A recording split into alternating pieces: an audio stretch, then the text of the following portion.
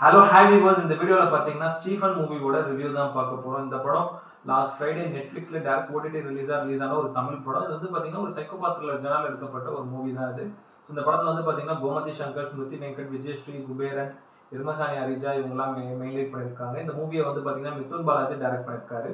So இந்த மூவியோட கதை என்னன்றது வந்து பார்த்தீங்கன்னா இந்த படத்தோட ஸ்டார்டிங்கில் வந்து பார்த்தீங்கன்னா 11 பெண்கள் கிட்டத்தட்ட ஒரு 8 பெண்கள் கிட்ட இதில் வந்து பார்த்தீங்கன்னா மர்மமான முறையில் வந்து கொலை செய்யப்பட்டு இறந்து கிடப்பாங்க.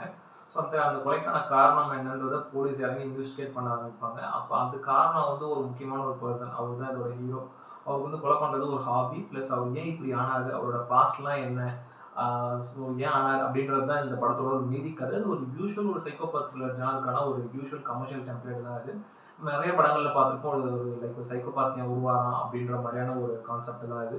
ஸோ இதில் வந்து பார்த்தீங்கன்னா கோமதி சங்கர் அவரோட பெர்ஃபார்மன்ஸ் நல்லா இருந்தது, ப்ளஸ் சூப்பராக பண்ணியிருக்காரு. ரொம்ப அது பார்க்க ஒரு மாதிரி இன்னசென்ட் ஃபேஸ் மாதிரி இருக்கும் அவருக்கு. பட் அவருக்குள்ள அந்த மாதிரியான ஒரு சைக்கோ கில்லர் ஒருத்தன் இருப்பான். அந்த அளவுக்கு வந்து ஃபேஸில் நிறைய வேரியேஷன்ஸ் காட்சி செமையாக நடிச்சிருக்காரு. ஆக்டிங்கை பொறுத்த வரைக்கும் அவரோட பாடி லாங்குவேஜாக இருக்கட்டும் எல்லாமே ரொம்ப பிரமாதமாக இருந்தது. சூப்பராக நடிச்சிருக்காரு அவர். அதே மாதிரி வந்து பார்த்தீங்கன்னா ஸ்மிருதி வெங்கட் அவங்க இதில் வந்து ஒரு ஒன் ஆஃப் த மெயின் லீடாக பண்ணியிருக்காங்க. ஸோ கதைக்கு தேவையான ஒரு கேரக்டர் ரோல் தான் அவங்களுக்கு. ஸோ ஒரு ஃபீமேல் ஓரியன்ட் ரோல் தான் இது. நான் ஏதோ சும்மா பேருக்கு ஒரு ரோல் அப்படி தான் நினச்சேன். பட் அவங்களுக்கு ஒரு ஸ்ட்ராங்கான ஒரு ரோல் கொடுத்துருக்காங்க. அது ரொம்ப நீட்டாக அவங்க நடிச்சு கொடுத்துருந்தாங்க. அதே விஜயஸ்ரீ அவங்க இந்த இதில் வந்து பார்த்தீங்கன்னா இந்த ஹீரோக்கு வந்து அம்மாவா ஒரு ரோல் ஒன்று வராங்க. அவங்க வந்து ஏதோ ஒரு வில்லி ரோல் மாதிரி இருக்கு. இதுக்கு ஒரு மாதிரி டெரரான ஒரு ரோல் தான் அவங்களுக்கு. அவங்களோட பெர்ஃபார்மன்ஸும் நல்லா இருந்தது. ஆக்டிங்கை பொறுத்த வரைக்கும் செமையாக பண்ணியிருந்தாங்க அவங்க. ஃபர்ஸ்ட் அப்படி ஒரு இன்னசென்ட் மாதிரி போயிட்டு அந்த ஒரு செகண்ட் ஹாஃப்ல அவங்களோட அந்த ஒரு லைக் அந்த ஒரு வில்லிக்கான ஒரு ரோல் மாதிரி இருக்கும் அவங்களுக்கு. பார்த்தீங்கன்னா அவ்வளோ நல்லா நீட்டாகவே பண்ணியிருந்தாங்க அவங்களோட ஆக்டிங். அதே மாதிரி குபேரன் அவர் இதில் வந்து பார்த்தீங்கன்னா லைக் அந்த ஹீரோக்கு ஒரு அப்பாவா ரோல் ஒன்று பண்ணியிருக்காரு. ஒரு நீட்டான ஒரு கேரக்டர் தான். அவர் வந்து பார்த்தீங்கன்னா ஃபர்ஸ்ட் அப்படி ஒரு மாதிரி டெரரான ஒரு பீஸாக வந்து அப்புறம் அவர் ஒரு மாதிரி காமெடியான ஒரு கேரக்டராக போயிடுவார்.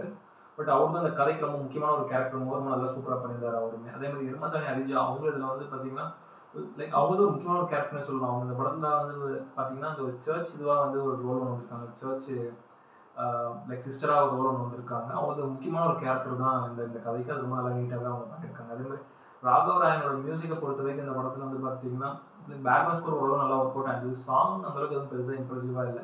ப்ளஸ் வந்து பார்த்தீங்கன்னா கார்த்திக் ஏவோட எடிட்டிங்கை பொறுத்த வரைக்கும் வந்து பார்த்தீங்கன்னா இந்த படத்தை வந்து ஒரு 2 மணி நேரத்துல கிறிஸ் பண்ணிட்டு வந்து கட் பண்ணி எடிட் பண்ணியிருக்காரு. ஸோ முடிஞ்ச அளவுக்கு இந்த கதையை எந்த அளவுக்கு வந்து ஆடியன்ஸ்க்கு எங்கேஜிங்காக சொல்ல முடியுமோ ட்ரை பண்ணியிருக்காரு அவரோட கட்ஸில். அது ஓரளவு ஒர்க் அவுட் ஆயிருக்கு. ஏன்னா டேரக்டர் மிதுன் பாலாஜி அவர் வந்து பார்த்தீங்கன்னா ஒரு நீட்டான ஒரு கான்செப்ட் தான் எடுத்துக்கிட்டாரு. லைக் இது வந்து ஒரு யூஷுவல் சைக்கோபாத்துக்கான ஒரு ஜனர் தான் இந்த மூவியில். அந்த மாதிரியான ஒரு கான்செப்ட் தான் அவர் எடுத்துக்கிட்டாரு. ஸோ எடுத்துக்கிட்டு முடிஞ்ச அளவுக்கு அந்த ஒரு கேரக்டர்ஸ்லாம் நல்லாவே எழுதியிருக்காரு. அது வந்து ஒரு பெரிய பாசிட்டிவ் தான். இந்த படத்தை பொறுத்தவரைக்கும் வந்து பார்த்தீங்கன்னா ஒவ்வொரு கேரக்டருமே அந்த அளவுக்கு நல்லா இன்ட்ரெஸ்டிங்காக எழுதியிருக்காரு.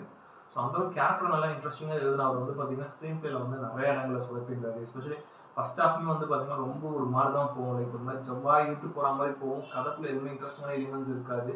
லைக் அவன் இதுதான்டா பண்ணுவான் அப்படின்ற மாதிரி தெரியும். அதுதான் வந்து ஒரு பிளாங்கான ஒரு ஸ்க்ரீன் பிளே. எப்பவுமே நம்ம இந்த மாதிரியான சைக்கோபாத்தில் ஜெனரல்ஸ் நம்ம வந்து அந்த சீட் எஜ்ஜில் உட்கார வச்சாதான் ஸோ அது ரொம்ப நல்லா இருக்கும், இன்ட்ரெஸ்டிங்காகவும் இருக்கும். பட் இதில் வந்து பார்த்தீங்கன்னா எல்லாமே ப்ரிடிக்டபிளாக அந்த தான் இந்த படத்துக்கு ஒரு பெரிய மைனஸாக நான் பார்த்தது. ஒரு செகண்ட் ஹாஃபும் ஒரு மாதிரி போயிட்டே இருக்கும். Plus main thing Gomathi Shankar அவரோட ஆக்டிங் மட்டும்தான் அதில் வந்து நல்லா இருந்தது. ஸோ கான்செப்ட் நல்ல கான்செப்டாக இருந்தாலும் பார்த்தீங்கன்னா ரைட்டிங்கில் ரொம்ப சொதப்பியிருந்தாரு டேரக்டர் மிதுன் பாலாஜி. அதுதான் இந்த படத்துக்கு ஒரு பெரிய மைனஸாக நான் பார்த்தது. இது வந்து டேரக்ட் ஓடிடி ரிலீஸ் ஆனாலும் ஸோ நீங்கள் டைம் இருக்கும்போது நிறைய ஆடியன்ஸ் உட்காந்து பார்க்கலாம். பட் இதே படத்தை இப்போ நீங்கள் தியேட்டரில் போடுறீங்கன்னா பெருசாக போயிருக்குமா அப்படின்றது எனக்கு தெரியல. பட் ஆனால் ரொம்ப ஒரு பிலாரஜான ஒரு சைக்கோபாத் த்ரில்லர் ஜானர் தான் இது. ரொம்ப நல்லா இருக்கும் அப்படின்ற மாதிரி தான் எதிர்பார்த்தேன். ஏன்னா வந்து நிறைய பேர் ரொம்ப நல்ல ரிவ்யூ கொடுத்துருந்தாங்க. அந்த ஒரு இதில் தான் நானும் பார்த்தேன். பட் ஆனால் பார்த்தீங்கன்னா ஒரு பிலோ ஆவரேஜான ஒரு மூவியாக போயிடுச்சு. ஸோ இந்த மூவிக்கு என்னோட ரேட்டிங் வந்து பார்த்தீங்கன்னா 10க்கு வந்து ஒரு 5.5 கொடுப்பேன். அந்த அளவுக்கு ஒரு ஒன் டைம் ஒரு டீசென்ட் வாட்ச் தான் அது.